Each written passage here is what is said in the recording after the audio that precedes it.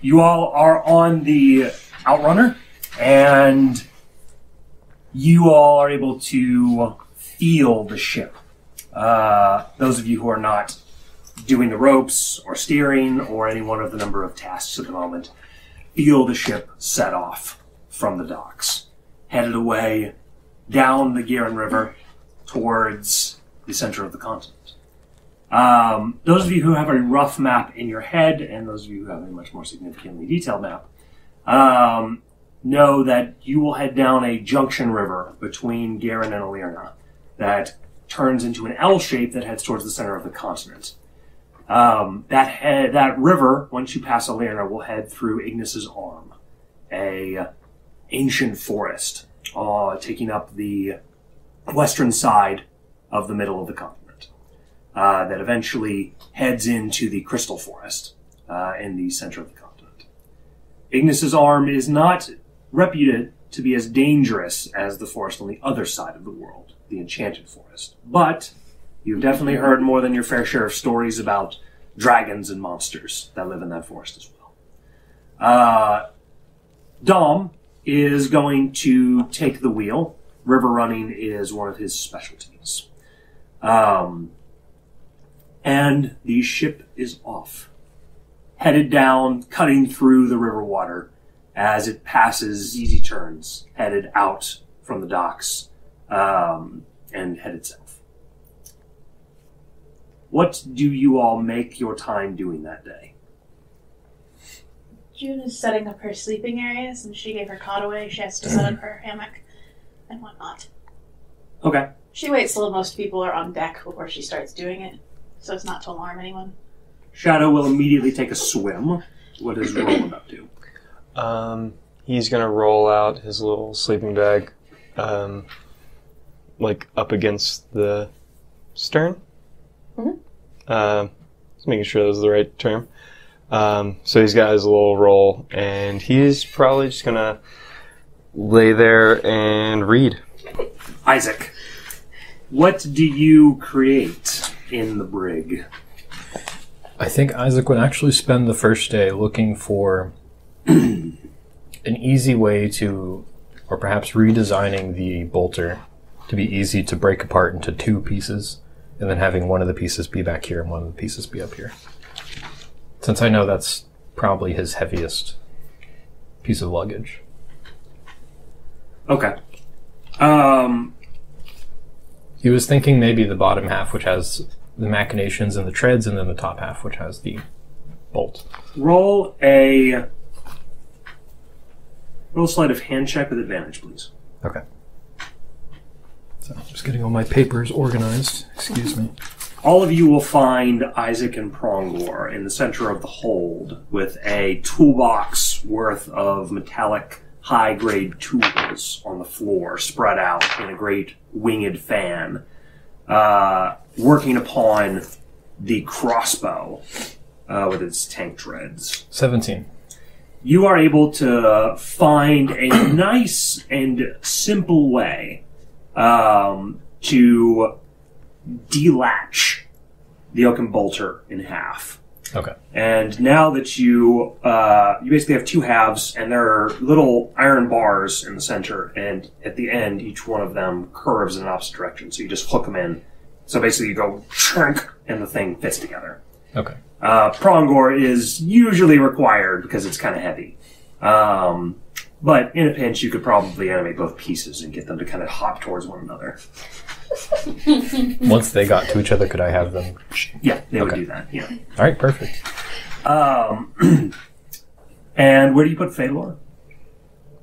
He is in a... No, I keep him animated, but he stays in the brig. Okay. All right. How visible is that to all of us? He's pretty stealthy, and he can make himself pretty slight. No, so. just them messing with the messing with the stuff? Yeah. Oh, quite. Yeah, fair. If you walk down in the hold, you'll see it. It's probably pretty loud, too. Yeah, honestly. she'd probably go to check out what in the world he's getting up to. You'll hear there. some banging, and some swearing, and some... June will pop in as well at some point, just to see, because she's right in the front of the ship, so... Yeah. I'd be doing this during the day. Just so everyone knows. No one's trying to sleep here. All right, Euphemia, you approach Isaac, and he is on the floor. Do you have your cloak on? Yes, but his sleeves are rolled up and his hood is down. You see his tail is slowly tick-tocking back and forth. It almost suggests that there's an occupation to his mind. Prongor behind is sort of occasionally like looking over his shoulder like he has the tool ready in hand, and then he's like, wrench, and he kind of looks down and goes, oh. He's like fussing around, and then he picks up the wrench and hands it over. So, what's the noise about? Isaac kind of starts because he didn't realize you walked up and says, oh. She's just lounging in the doorway, like one hip cocked. Sorry, didn't hear you come in. I thought I'd take care of the balancing issue for the ship. I think if I try hard enough... Prongor, give it a shot now, he says, gesturing to the bolter. And Prongor is going to attempt to, like, unhook it in two halves. Okay. As he does, it doesn't quite work yet. Blasted. You're almost there, Master, Prongor says. I'm right on the verge of figuring this damned thing out. Why did I design this way? What was I thinking, Prongor?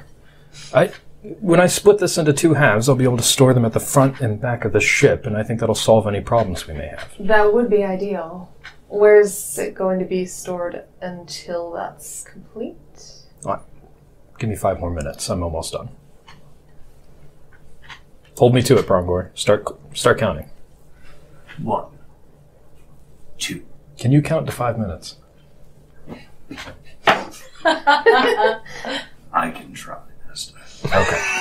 Well, that's good enough for me, he says, and he'll like kind of enthusiastically pick up the wrench and like get back in there. You could count to 1 minute 5 times. He goes, I'll keep track of the number of times you count. He says, oh, are you going to be standing there? Yes. June, so you feel a presence behind you walk up. Ah, you were curious about the noise too. Well, I am just down the way. You'll notice that as Isaac's working, he animates his tools as he sets them aside, and so they kind of perfectly stand straight up within reach rather than falling over. Whenever he needs a new one, it kind of like hops towards him, and he puts down the other one, it like hops into the place to get in line with the other tools. June is actually quite amused by watching you, so she's happy to stand here. You'll notice that Prongor is way less comfortable with the two of you in the room. He keeps being like, does he lose track of his count? If he does, June will help him. He does. He does often lose track of his count. She goes, you were on 53. 30. 30 and a half. 40. 40, 45. He says. At least you're going up, Prongor. He says, thank you, Master. I do like to try. He's going to look suspiciously over towards Juniper. June is actually very avidly looking at your design, and it's clear she understands most of it. Okay. Euphemia looks completely confused, but her head's kind of cocked to the side at this strange scene. As you all are downstairs, Klebe is a very cute little wide-eyed Kenku. He is going to pull on... he's going to take a piece of ration meat and hurl it really far behind the ship. Nobody will see him. And then he is going to use that bait as a means to get close to Roland.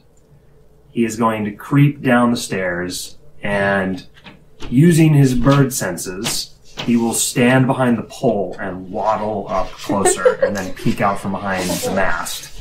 He sees Roland sitting with his knapsack over next to the ship, getting his sleeping bag ready. And then he's going to climb up from on high, as a bird should. And he will slide down one of the ropes, carefully crawling his way over Roland's head.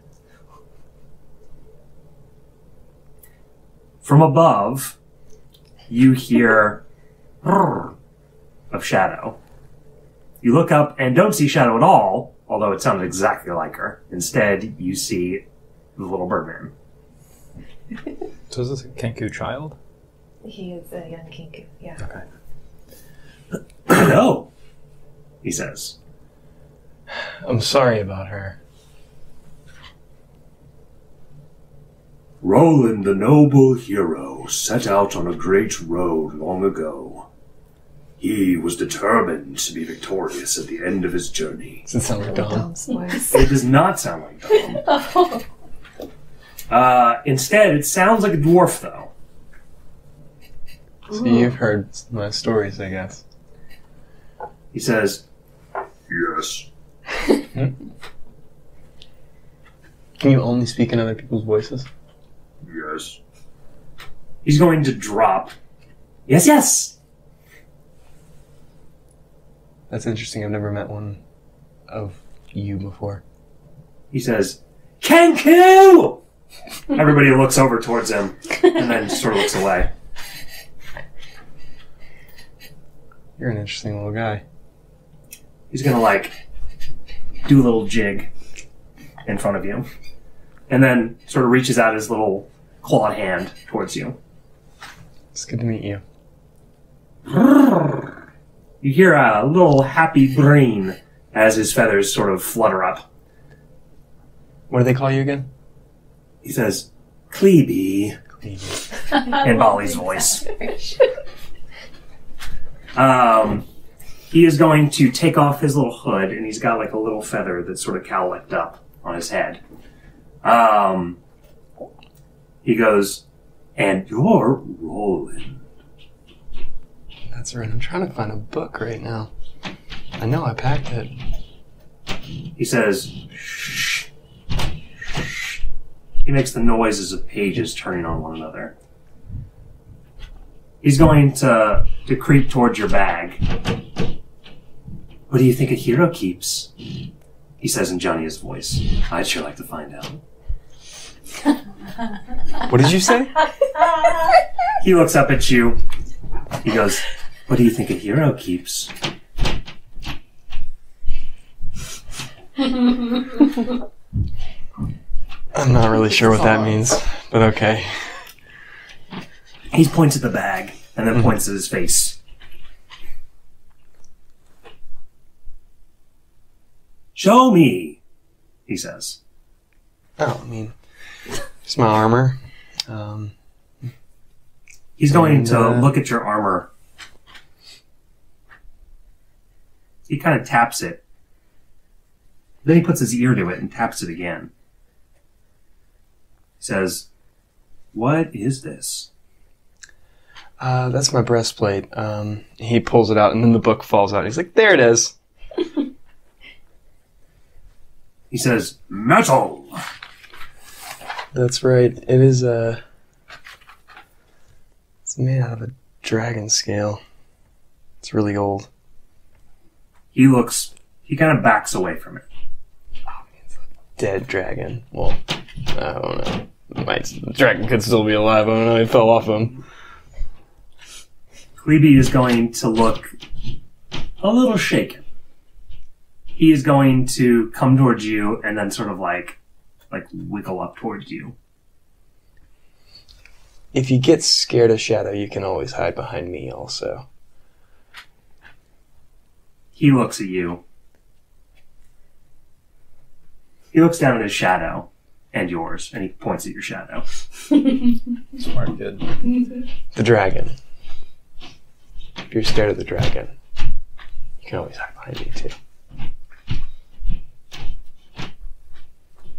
He doesn't do anything. Well, he's gonna pretend to draw a sword. he pulls his sword out. Talking about this? And then he lays down. He hands it over to him knowing that it's going to drop fully to the floor as soon as he lets go of it. And then he lays down to read his book. It will not. Your sword is magically light. Oh shit, that's right. So he's gonna Oh god. And then you hear, "Here I go!" in Johnny's voice as he starts leaping around the deck, swiping with it. Captain's gonna kill you. I was gonna say, if she heard that, she'd be running up now. Dom is gonna jump away as a little bit of his beard gets cut off the bottom. He goes, "Cleavy!" You hear, "Cleavy! Cleavy! Cleavy!" as he runs away with it. He's going to start chasing Cleavy around the ship as Cleavy is trying to chop everything he can with it. And then he's finally going to scurry up towards the crow's nest with it and throw your sword in his nest. Dom's going to look over towards you, and there's this it's so tired look on his face. He's going to walk over and grab the grappling hook specifically for this, and then hurl it up towards the crow's nest. He just opens his book, he looks at Dom, he says, "I'll get it later." He goes, "The ship's going to fall apart if we don't get it now," he says. He's going to start climbing up towards the top. "I'm sorry." Molly is going to look over towards you, and there's a small smirk on her face. "Cleavy, put that sword back," she says.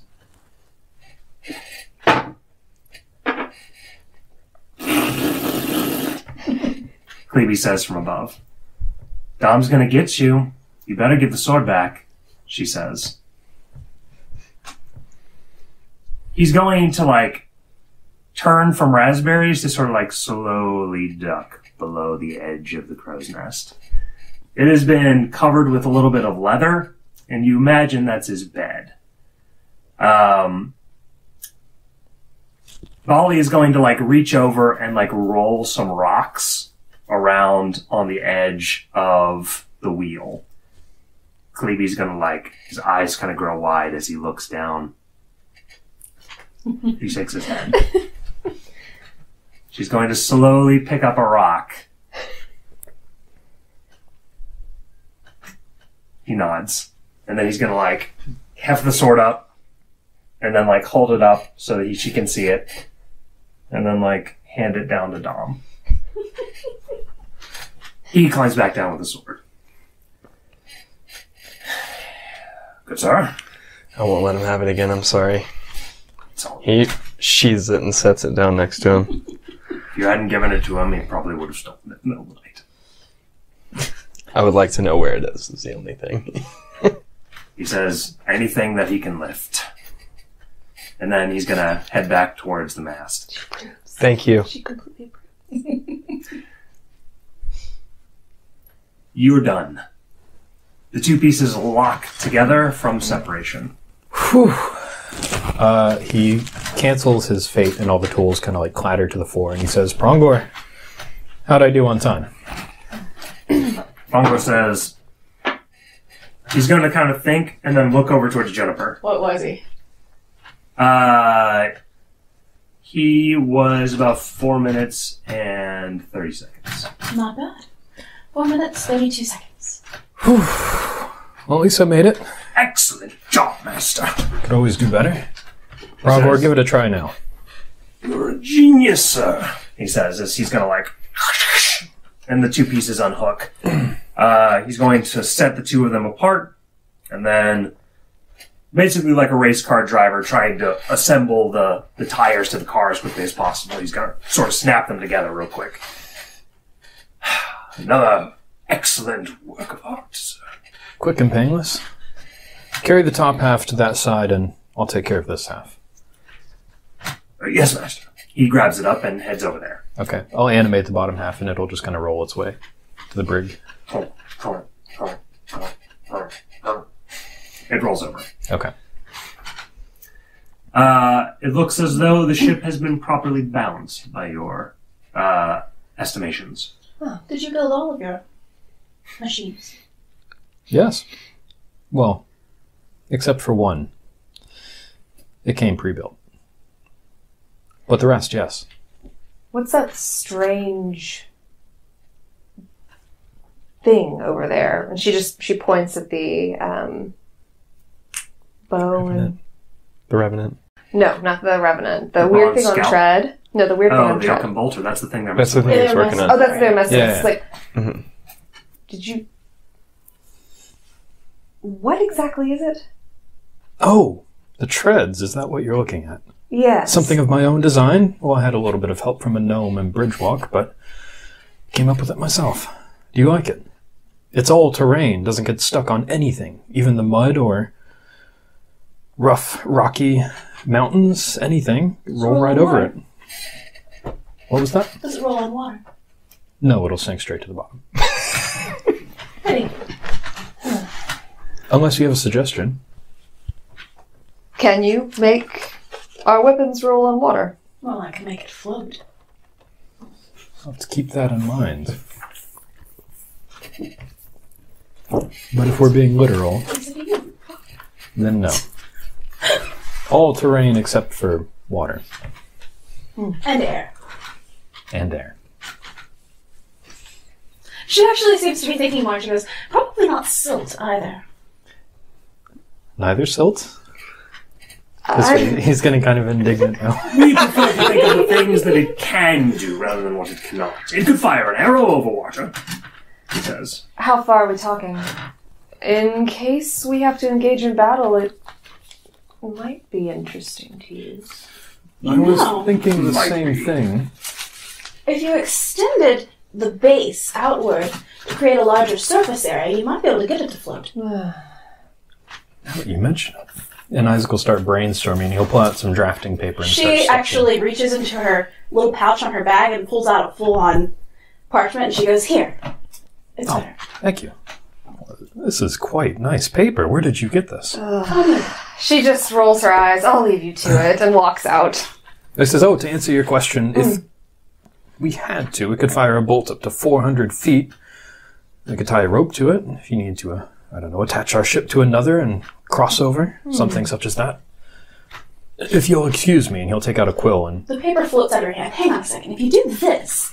And she starts, she's bolting out of there. She's gone. Uses her wand, and suddenly there's ink sprouting from it, and she starts sketching really quick. Yeah. And there's quite a few calculations. They're, really complex, but she's like, here, I think that would work.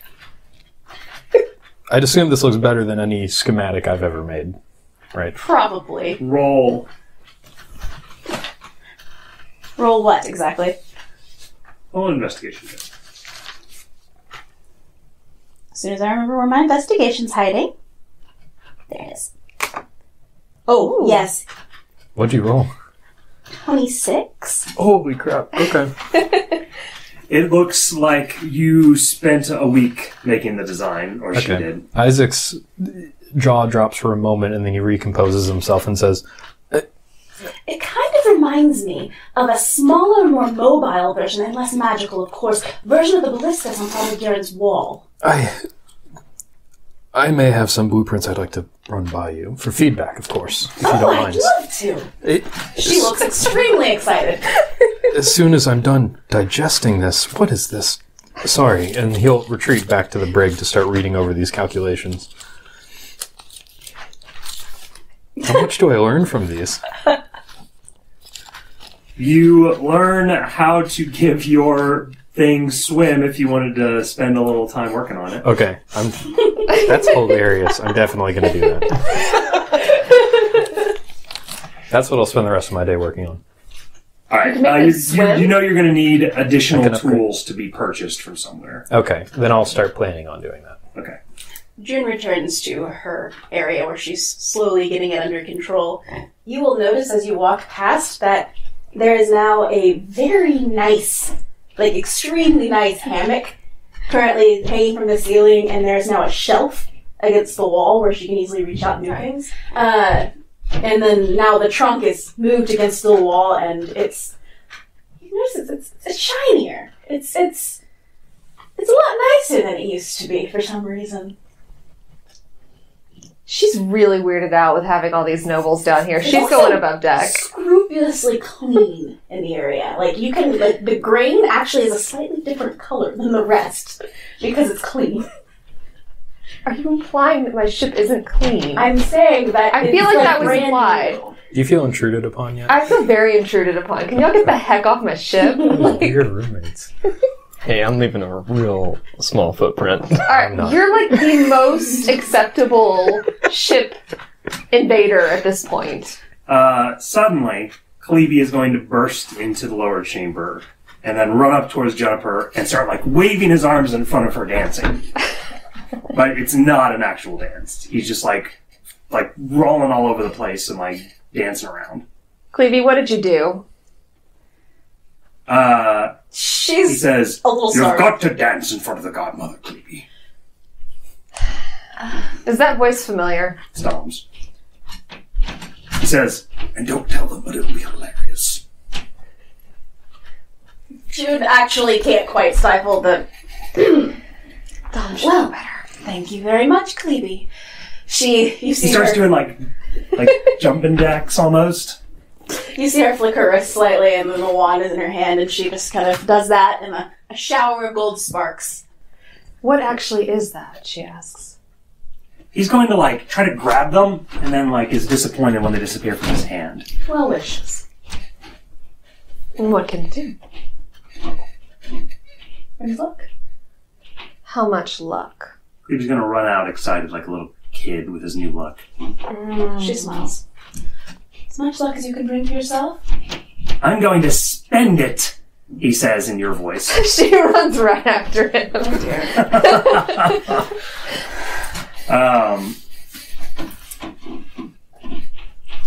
June's just like, anyway.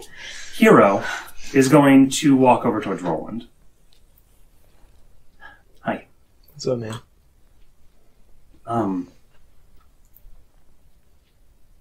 So what should I be doing with my time?" No, I'm reading. "You're reading? Hmm. What are you reading?" Harper had like a pirate history book, so I just grabbed that. "Pirates and terrorists," he says. Did you actually think that Isaac is a terrorist? I have no idea. I don't know what he's doing downstairs right now, It's pretty though. I loud. don't really want to know. So, my father, before he died, He puts the book down. he wouldn't tell me a particular story. He said to ask you about it. He didn't know we'd ever meet, though. What story? Because He sits up and like leans against the side of the boat. the schoolyard? Oh. Yeah, that was the first time my fate manifested. What happened?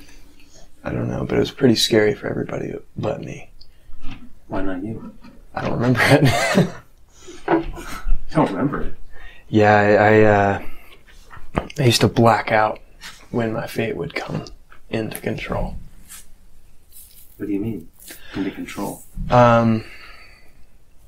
He never told you anything about my fate? He was kind of there the whole time I was figuring it out. He said you were angry. Oh no.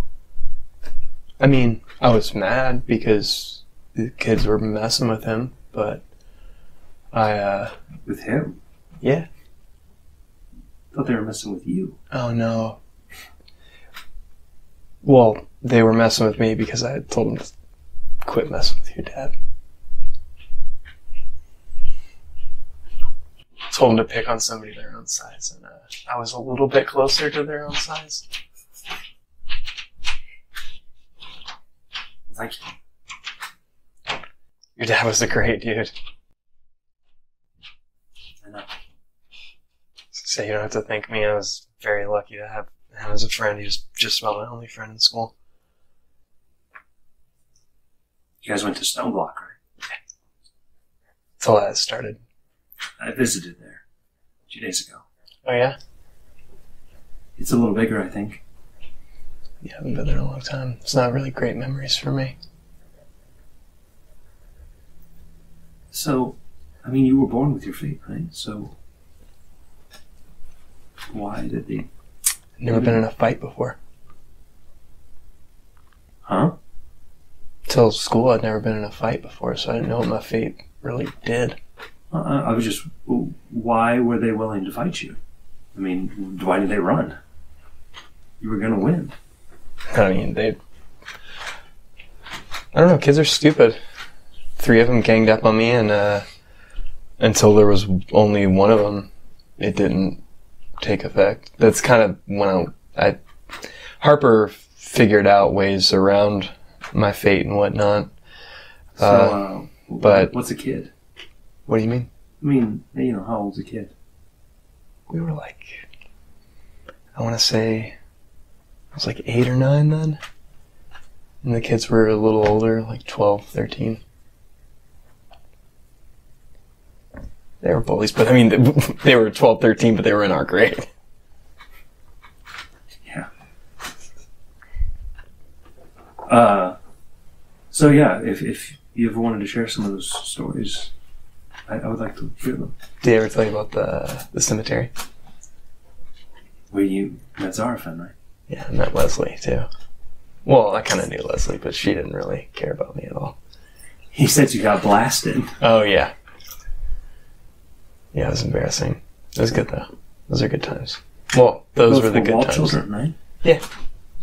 That's like an ROTC thing, right? Yeah. That's really cool. Yeah, it's fun. Growing up in Garen was fun. Where did you grow up? Get there. It's a very small village named after Garen on the far edge of its territory to the north. Could you spell that? Gam Theron.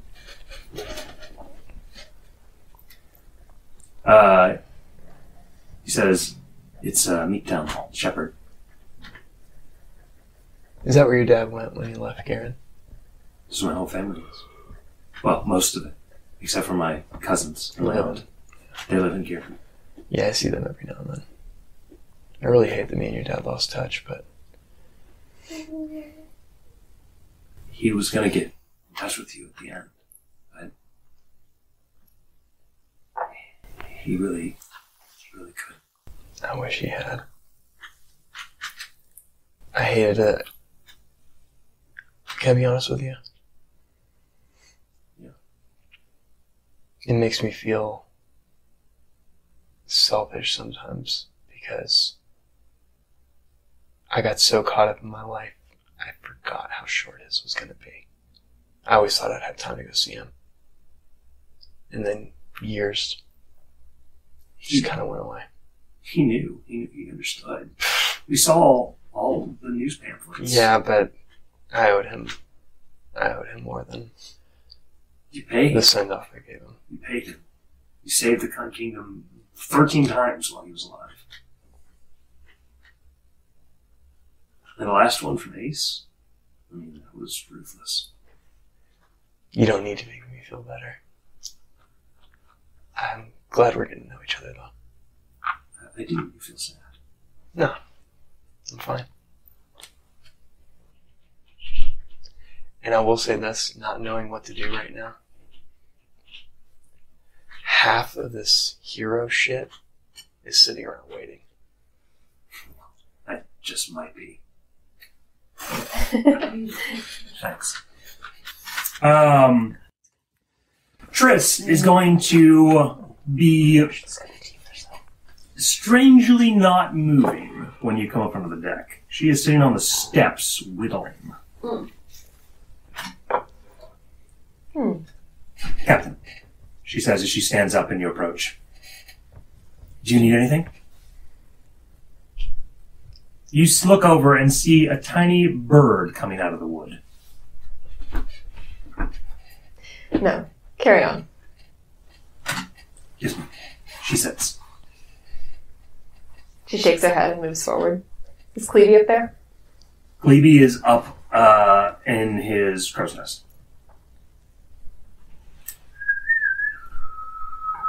He whistles as the wind comes from the north. Dom is going to rear the ship in a sort of zigzag pattern to break through the reverse. The river is coming the opposite direction that you want to go. As you head up onto the higher deck, Bali is going to say, Is Triss whittling? Yes. Do you know why? No idea. You don't want to get her to work. No. It's alright for now. Later on, I want her to repatch some of those links up on the ropes, she says. We should probably set aside an hour for that. I'll talk to her. Also, I want to talk to you about the cleaning pattern for the week. All these extra guests, we need to double it. Do you think it's too late to throw them overboard? Which ones would you keep?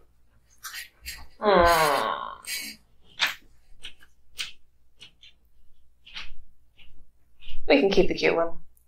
Which one's that? Might be a hero. She smiles. I don't know what's with you and me. As far as I can tell, he doesn't talk to anybody. I said hi, and he just looked at me and waved. He doesn't have any kind of airs. He just seems... Do any meeks have airs?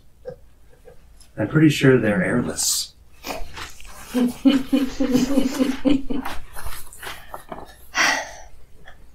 Timid as mice. That was how my father described them. Well, clearly he's wrong about this one. Well, we assume he must be. I'm not sure if it's an act or if he's actually like that. He's got that hometown boy thing going.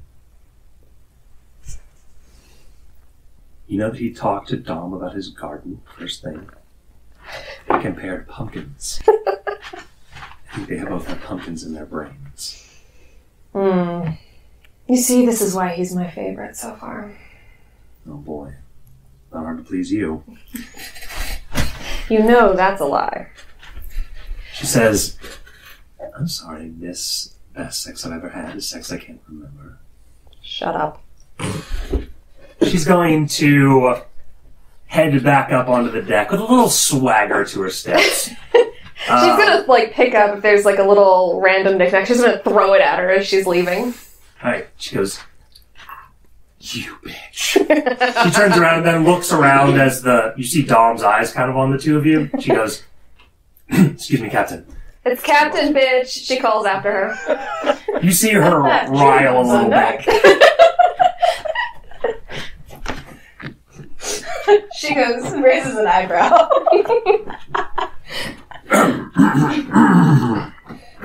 Dom clears his throat towards Isaac.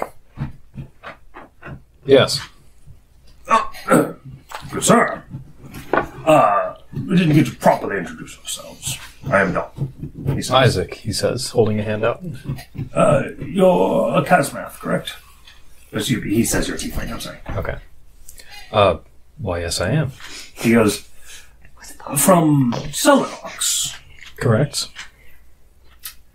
I was wondering, have you ever been to a particular tea shop? Dumplings as well. In Selenox. He is going to name the place. My familiarity with Selenox would mean... Yes, that's it. I would definitely know of it. Have I been there? It is a place of some manner of shady dealings. Then yes, I've been there. Do you say that? I will tell him yes. I've been there many times. Don't they have the best dumplings? Did I ever try the dumplings? No. Missing out, dude. I can't say I've had the pleasure. I only ever went for the tea. Tea man. I prefer coffee myself, he says, but I can go for a good tea. Green. Green? Green tea. Green tea. Oh. I can't say I've ever had it. What do you prefer? Usually just plain black. Black tea man. Yeah. I could have guessed that from your choice of attire. What about it? Long, voluminous robes, he says. Heard stories about you. I wanted to see if any of them were true. Well, not too much, I hope. Maybe too much, I he see. says. I actually called on the inside. Sorry. onto the side. You know that this particular dumpling shop is one that you have made many an illicit deal before and have used frequently as a neutral gathering place for your businesses. He is going to begin to talk about a mixture of tea, Selenox culture, dishes from Selenox, and your business dealings. And he mixes all those subjects together? Quite well. Okay. Does that make talking about my business dealings easier? That's determined by you. I would say yes. You play chess. From time to time? I imagine you're quite good at it with your fate. I don't often have a very good opponent in front of me. You do right now. You're telling me you're good at chess. I am. The Assume- best, It's on there. in fact. The best. Well, we'll be putting that to the test. He says, well, I came in second in the Chess Lord Kings tournament in Pendulum. Do I know of that tournament? Dwarves of Pendulum are known to be excellent at chess. Their structured lives are broken only by the rigorous discipline of kings and queens. That's quite impressive. With skills like that, you could make a living playing the game. Which begs the question, what are you doing out here captaining a ship, He Not says, happening either. well, piloting? officially,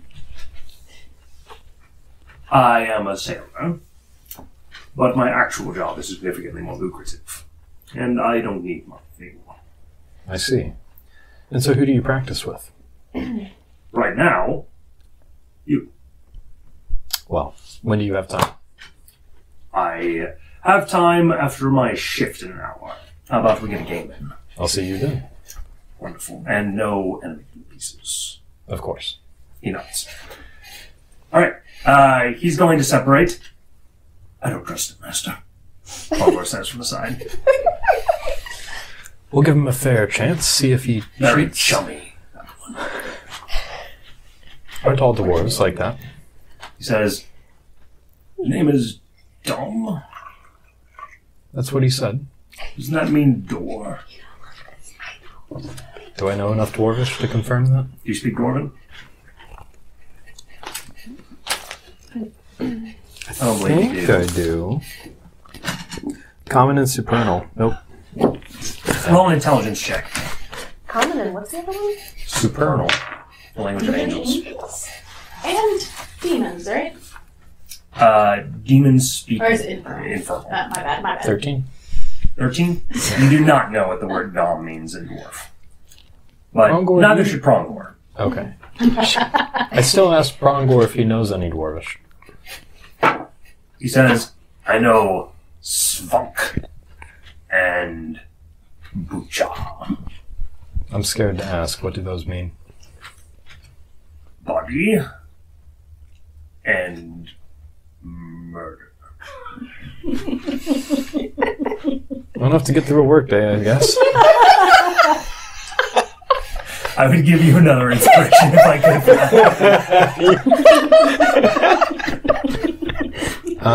Isaac will spend the next hour brushing up on his chess skills. It's probably been quite some time. Okay.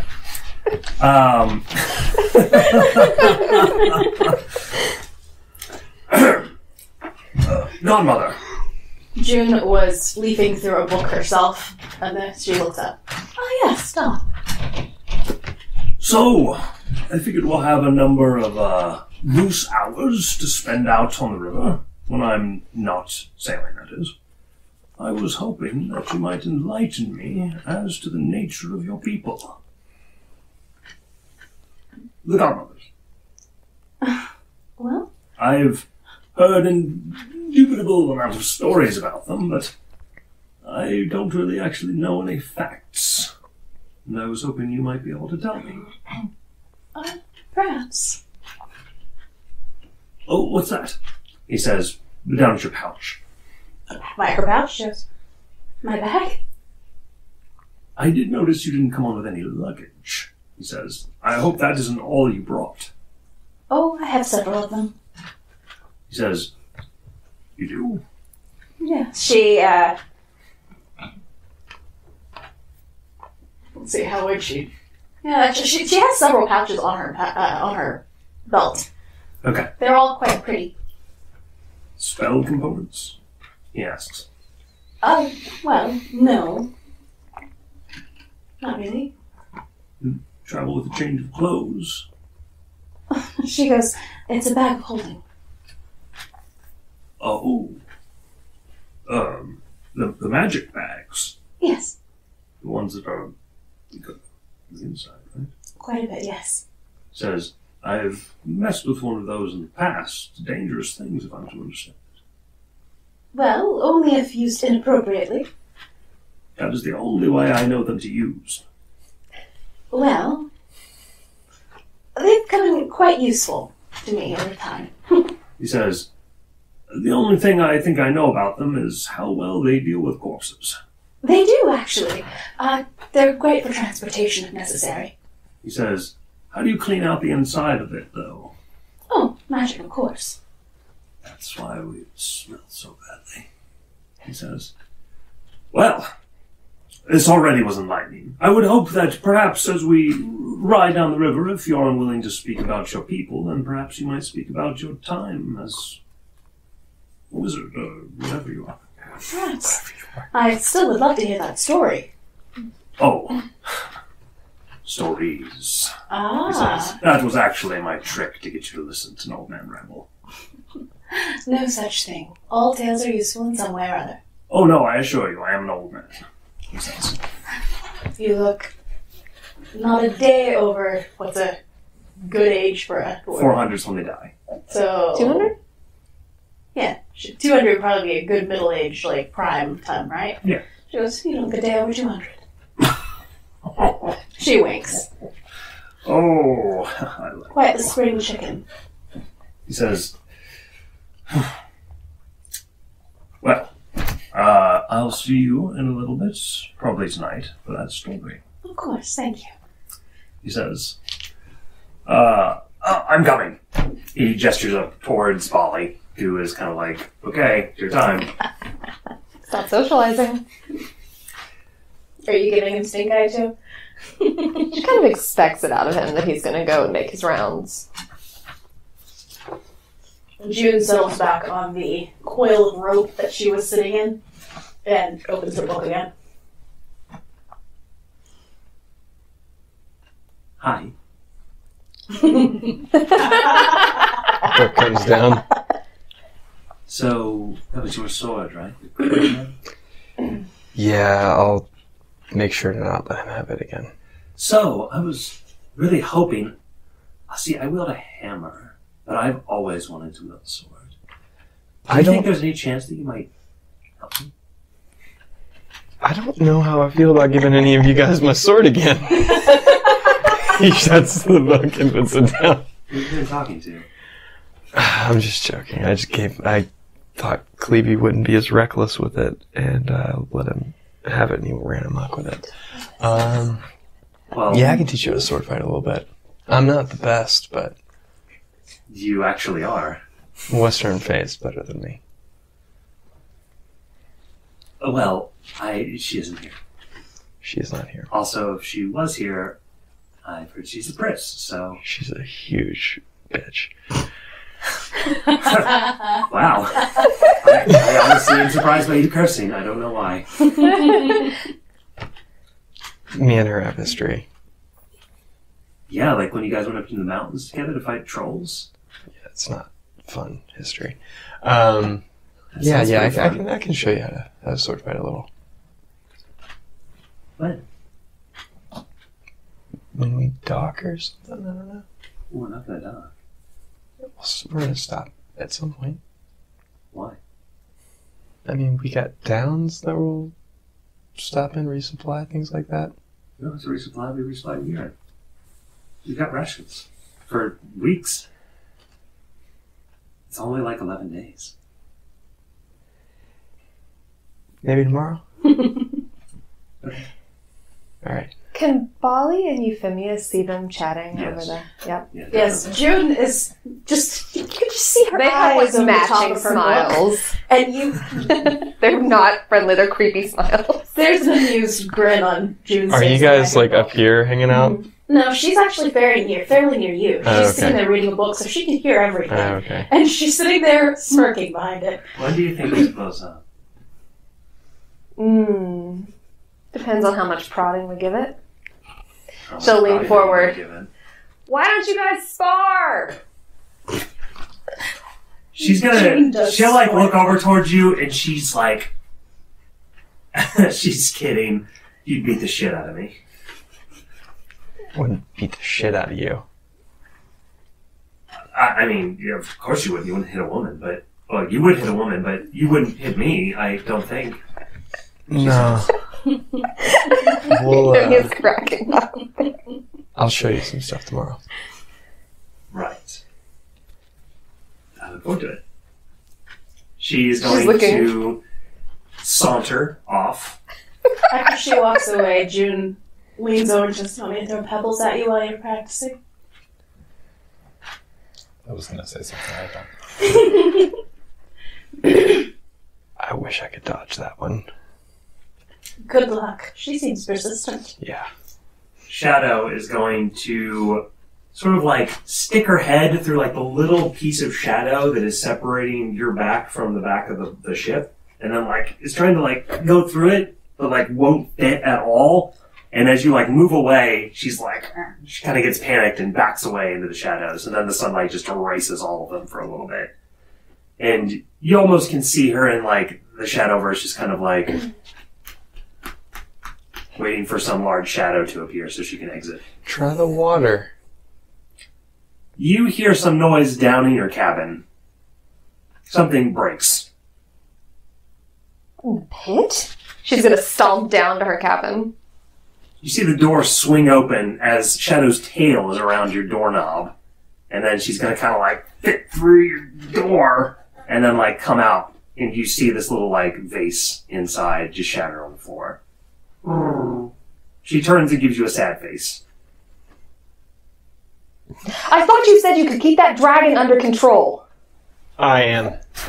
He Really? He storms over and grabs her by the nose and says, "Hey, you cannot come out in other people's rooms.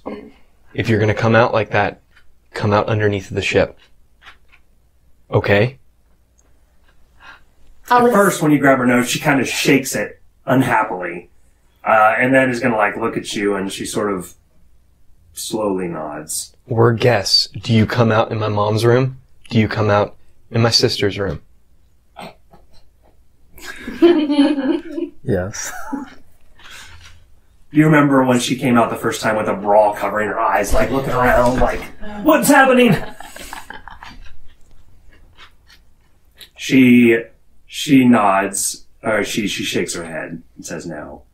And then she looks up and she's gonna kind of like look over towards you and she gives you these like big doll eyes. I'm sorry, and she's horrible about that. She's still looking at her eyes, trying not to be. She kind of glances away, trying not to be upset by them. Well, just make sure it doesn't have anyone near Cleby. And I'll expect that vase replaced. You said it's a vase? Mhm. Isaac has been watching from afar and he says, "Oh, no need. I can help." And he'll pick up two pieces and cast mending and they'll kind of meld together. And then he'll pick up another piece and keep doing this until eventually it's whole again. How much is that thing worth? The vase? Yeah. It's not very expensive. Okay. But it's hers. There we go. And he'll kind of like polish it off a little bit and then put it back where it was. Good as new. She looks at you with a slightly different look than she's ever had before. That was very useful. Yeah, thank you, and I'm sorry. It's not actually that big of a deal. It startled me, and believe it or not, I don't actually enjoy surprises that much. I understand. And then she looks at Shadow. For your wishes. Yeah, for your wishes. She gains something whenever I would give her inspiration. Mm. So I need to tell her that I'm giving her it. Do I get credit for the other one? Yeah. I get credit for every single time you get it. Sweet. She looks at Shadow and she says, if you respect Cleevy's space, then we're all good. She nods. She looks over towards you, and then she's going to kind of look over at you, and she sort of like flaps her wings in a way that says, hey, I can do tricks. Then she sort of nods towards Euphemia, like, hey, I can do tricks with her. She's light. She's light. He just walks back to his area. He goes ahead, honestly. He sits down and puts on his leg armor. Just in case anything goes wrong. He wants to at least be semi-ready for something. Okay. Because he's realizing he's like, shit could go down. Shadow is going to like prance up towards you, almost like a weasel. She sort of like jumps and like roils. And then as she gets near you, she's going to like nod towards her back. She is barebacked at the moment, so there's no saddle there. So, she hops on. Alright. The She moment climbs you on. hop on, she is going to run and launch off the edge of your ship, slightly cracking your banner. And she will throw up into the air and is flying extremely fast. Fly? She can fly with less than 100 pounds. So she can't fly with Euphemia and the saddle and gear, but she can fly with just Euphemia. She's going to spiral upwards, and you're sort of twisting, and then she's just going to kind of start falling. And she's going to fall very fast, like right towards the ground, like spearing towards it. And then at the very last second, her wings are going to kind of shoot out, and she'll catch on this wind and sort of razor across the edge of the tall grass. Euphemia's going to be cackling madly during this. She's going to fly over, and then she will land and sort of run and stop herself on the deck. And your hair is kind of all like wind blowing back at this point. And then she sort of nods for you to get off. She climbs off. June has a very wistful expression when she's watching you, although she's amused. Cleeby from above, though you guys don't know this yet, he kept making the danger noise, the danger click, more as Shadow got closer to the ship. And it is fully intent clicking when she has landed. And then he stops. Oh. She'll pat Shadow and say, all right, you're forgiven this one time. Once. She's going to try to fit into your shadow, and it's not happening. So she pulls herself out of it, and it looks a little dizzy, and then sort of wobbles over and just kind of like flops down next to you, Roland. She sort of like pushes your armor towards you with your tail. She moves her feet. He pets her a little bit and just shakes his head. Do you have much experience fighting on deck? On a moving ship? Not really. I've only fought on ships that were docked. Oh, that's boring. Well, you will probably want to practice. It's very different keeping your balance. Are you trying to get me to spar? I don't know what could make you think that. You hear June chuckling. He kind of sucks his cheek a little bit and gives you like a... You could pick your opponent. How about you? Oh, challenging the captain herself.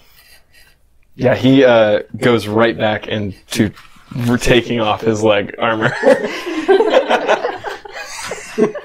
That would be the only armor you'd need. Because you're short!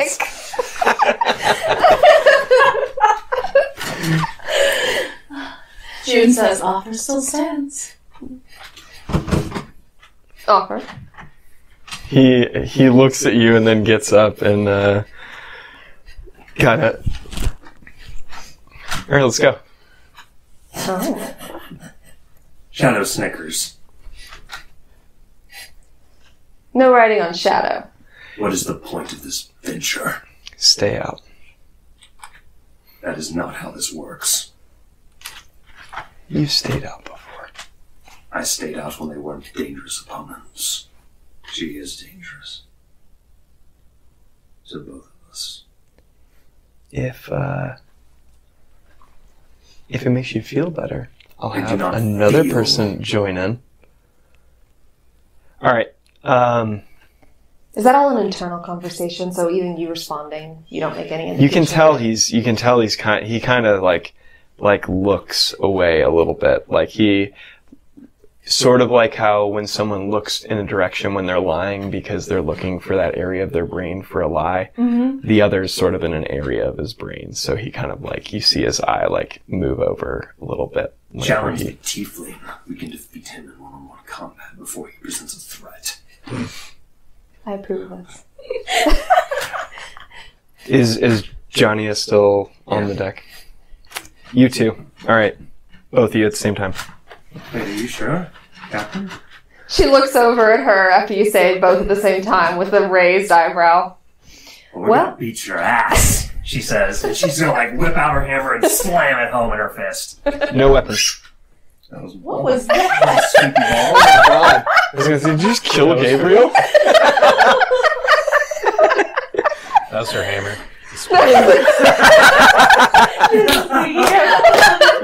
Yeah. This dog's sweepy ball. Love it. Alright, He was like, where's my ball? she's going to like No weapons, she says. No she weapons. tosses her hand aside. Well. Fine. What about Fates? She looks at her a little... Yeah. If I have to leave mine, you have to leave yours. What about my fate? I don't know. I don't know what your fate is. But I know that fighting two of you at the same time is me leaving my fate at the door, so... Not everyone can control their fates.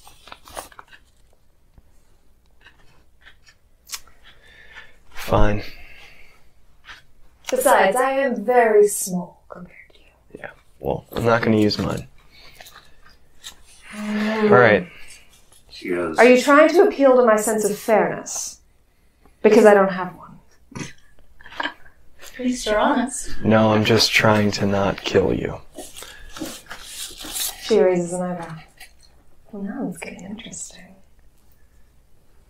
so, what combat style does Roland fight in? Sort of like a Krav Maga, honestly.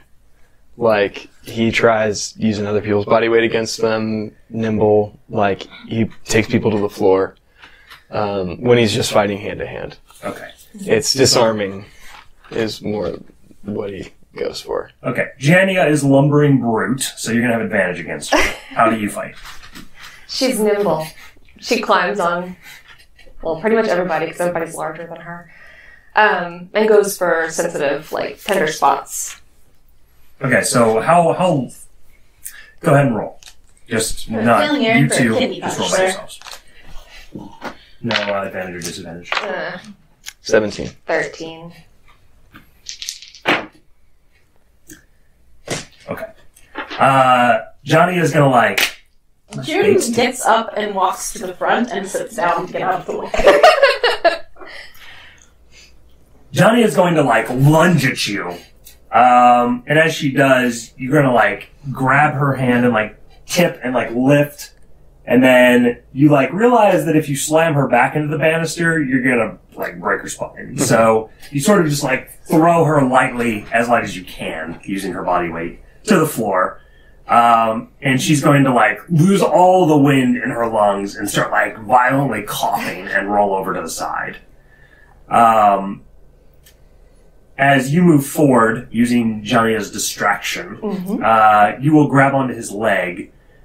What did you roll? 13. Flat. 17? Mm-hmm. Okay. You guys spend the next maybe 45 seconds with Roland, like, stopping you from going any higher on his leg and, like, shaking his leg. And you, like, grabbing onto it and never letting go. And you're kind of like jumping around on one foot, like just trying to like shake her off your leg without like, chopping her. Because you don't want to hurt her. But she's not going anywhere. So, you're not really able to do a lot of damage to his shins without like significantly hurting him. Yeah.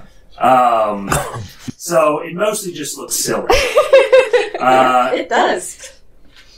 And that goes on until you realize that it looks a little too silly. You hear the giggles coming from the front of the ship, by the way. It finally ends when Klebe is going to like jump on Roland's back and start like, and starts like shaking you back and forth, but he weighs nothing, so it's just like he's like shaking on your back. And you really, if you move any violently, you're gonna like throw him or crush him. Yeah, I'm just paying attention to you, Mythia. I'm not even. You hear in Jania's voice, "Get off my captain!" he says.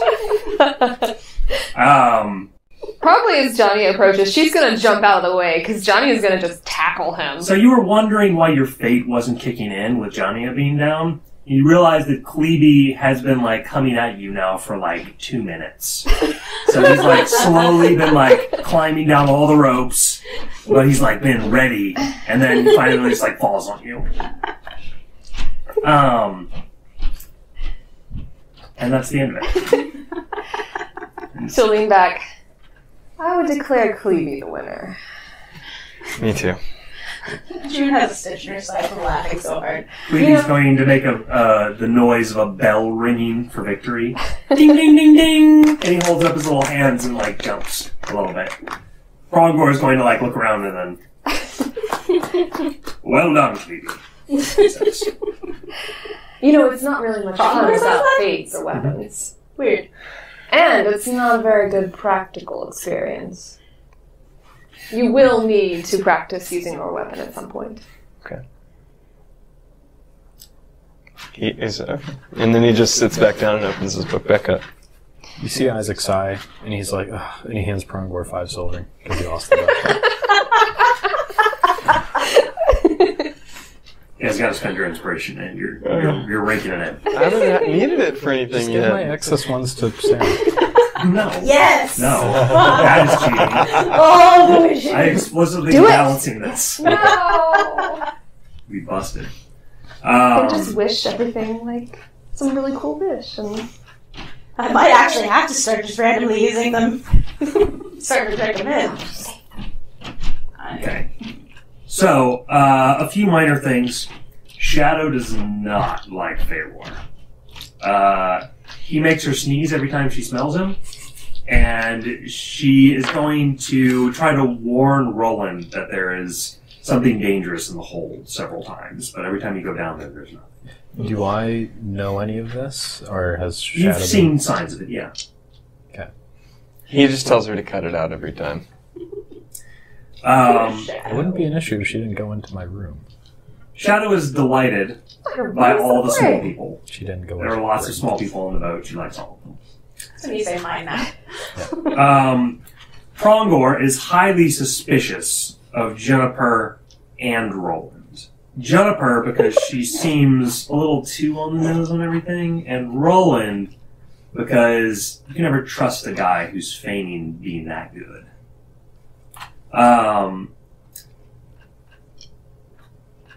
Bali is going to share that she is also suspicious of Isaac and Roland.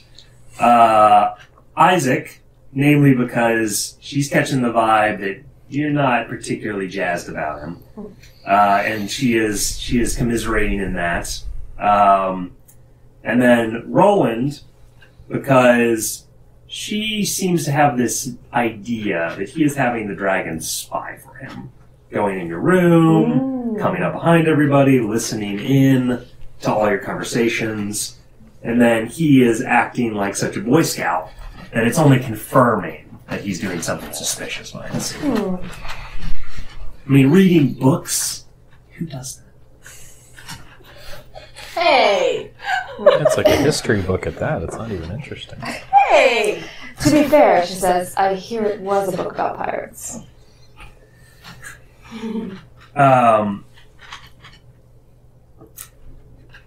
And near nightfall, Triss is going to come up towards you. She looms over you. She is giant. She's going to bend down and present you with a tiny wooden swan. Oh, it's beautiful. Did you make it yourself?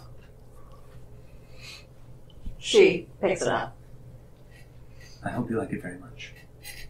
She's going to turn around and walk away. Thank you. Does June believe that that's her version of a dance? She already danced for you. Triss? Yeah. Yeah. Mm-hmm. Okay. Use the The beautiful She's red the- dance. Yes, my brain. She is surprised. We'll use this holder as a swan. Sure. It's the same. And she turns it in her hand. How's the Beautiful. craftsmanship? It's quite good. Yeah. I mean, it's simple, but Pretty. She will place it on her shelf that she stuck to your wall. Ollie is going to give Triss a look That when she comes up to fix something near her. What was that all about? We should, try to get her on our side. She's very powerful. Triss says. If she's a real cop on it. Ollie seems to suspect. Do you think there's something going on? She says to you. You mean with Triss? Godmothers? I have never seen her move like she did in front of the godmother. Yeah. I suppose we could pry the truth out of her if we get her drunk enough tonight. She says if we break out the booze, everybody gets a drink. I mean, that was what I intended for tonight regardless. Oh, okay. Shall we have them get the barrel? Maybe 2. Okay, you really want to get them drunk. The best way to see what a person is. See if they're like them. There is a lantern sitting on a crate in between a circle that is consistent of everybody on the ship. Shadow is coiled around the box that you're sitting on, Roland. Clebe is on the opposite side of Shadow. And there are 2 open casks of alcohol. And honestly, you thought that it would be Dom who drank the most, but it's definitely wrong. I could told you that was going to happen. He is drinking it like he just got out of the desert, and it is water. But he keeps whispering to you, "This is pig swill." And then he'll drink the rest of it. And then be like, "I'm going to go get some more stuff," he says. I take a sip. Do I get the feeling that this is similar to what he drank when he was still in Selenox? You think exactly that. Okay. In fact, you see the mark, the brand of Selenoxian beer on it. I see. Okay. All makes sense. So, as you sit around, who is the most social butterfly of the group? Is there much chatting going on? That's the first question to ask. Dom has out some maps, and he is going through, just kind of calculating a little bit on the fly how long your journey's going to take and what's on the way. Tomorrow we'll reach Rankin, he says. Then High Wheat.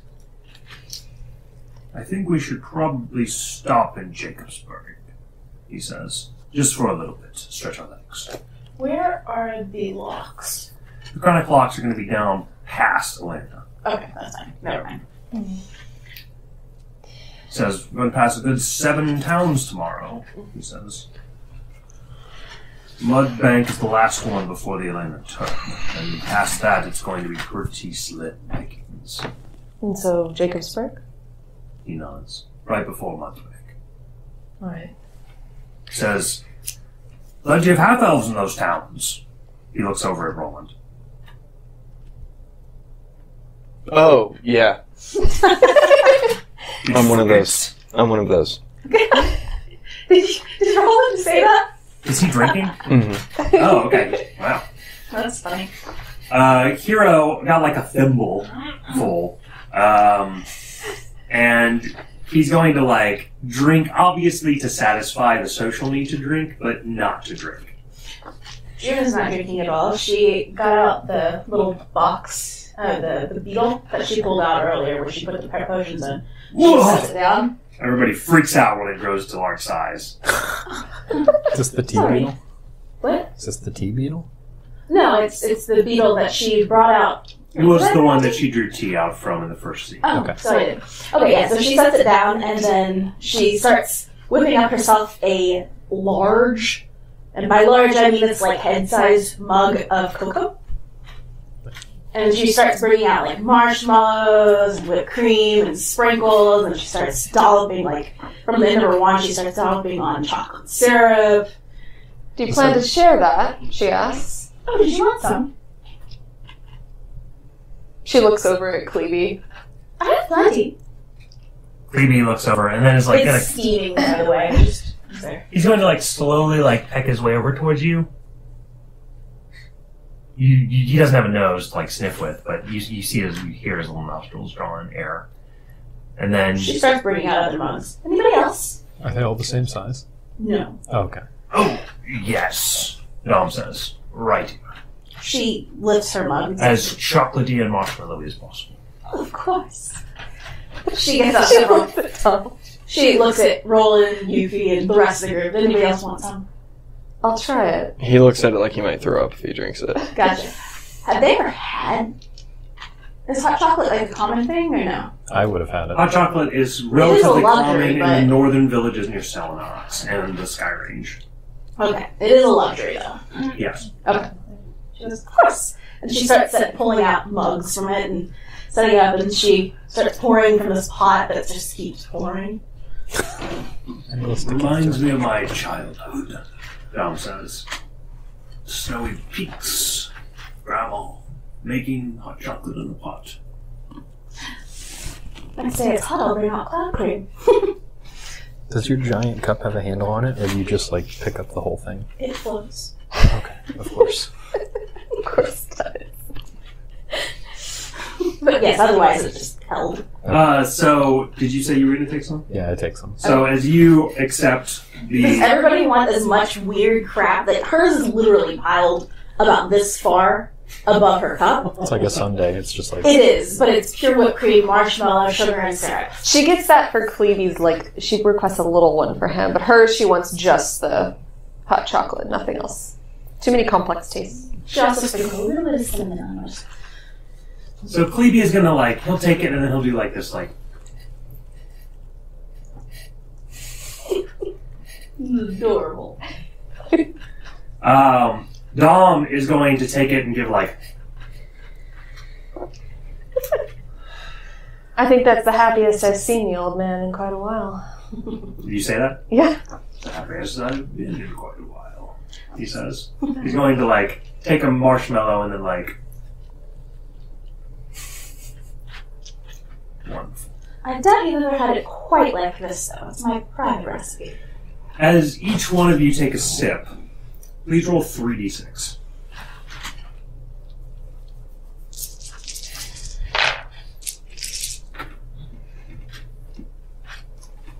So on a scale of 1 to 12, this is how good it tastes. I rolled an 11. 9. Okay. So, pretty damn good is the answer. Would have been better if you taken a little bit of other stuff. Got that extra dice bonus. Extra marshmallow bonus. To your roll. I should have used my inspiration. That's what that's for, Oh, right? she also toasted the marshmallow, by the way. What? You have a flamethrower in there? No, I heat it with precious She has a flame. invitation. Oh, that doesn't toast. I can heat to a point where it's really hot, right? It doesn't light on fire. Fine, then I'll use a firebolt. Okay, got it. That works. I just don't need to throw it. So this Let me use is burning hands on this hot cocoa. this is a beetle with a box on its back, right? No, it is literally a beetle that is like a box that is shaped like a beetle. Okay, and then you open it up. Okay. It opens its wings. Chest piece is under the wing. The wings unfold like this, and there's 3 sections of chest underneath. Does the beetle look like a natural, like, chitinous armored bug, or does No, it it look looks like it's made out of like teak. Okay, so it's a wooden beetle that moves around and you open it. Mm-hmm. It's clearly magical. Right. Okay. It does move like an insect, though. Like, it will turn and, like... It does have the jerk. jerky in it. It's so great. Yeah. She scratches its head, by the way, occasionally. It has almost no reaction. I know, but it's a personal thing. Um, It's clear she does it often. So, how does the night continue? June will get Dom to tell a story. He will regale you of a tale. He will tell the story of the Phoenix.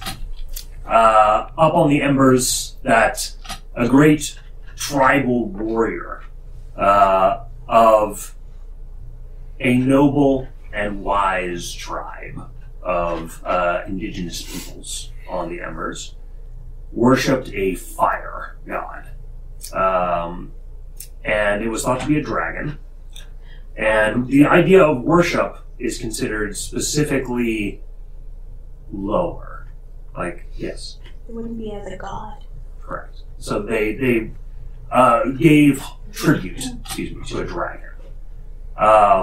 And every year they would take one of their own up to the tip of a volcano and tie them up, and then they would be consumed by fire. Until this noble warrior stepped up and decided that the practice was going to be done with, and he was going to defeat the dragon who lived in the volcano so that they would not have to offer him anything. The warrior went up, and it was said that his fate was that he was immune to flame. So he was specifically built, effectively, to fight this threat. But as he went up onto the mountain, he learned that it was not a dragon. A great firebird flew out of the volcano, and as he fought, his efforts proved in vain. The firebird was not interested in killing him.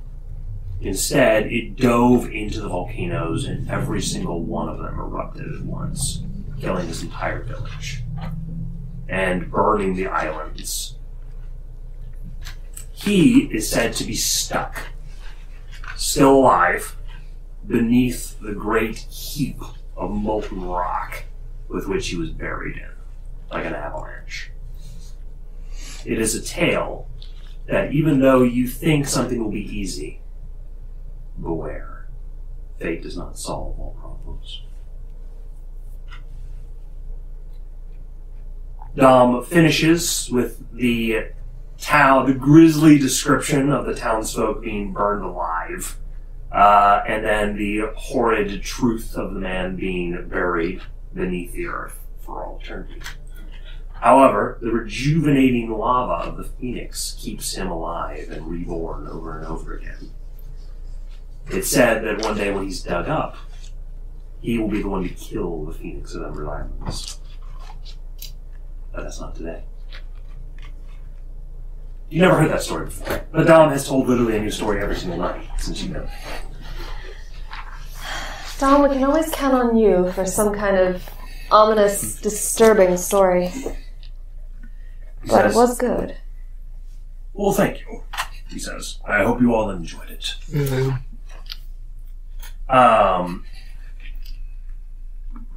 We will go ahead and call it there for the moment. Thank you, everybody, for tuning in with us. Make sure you like and subscribe. And remember, do try to subscribe.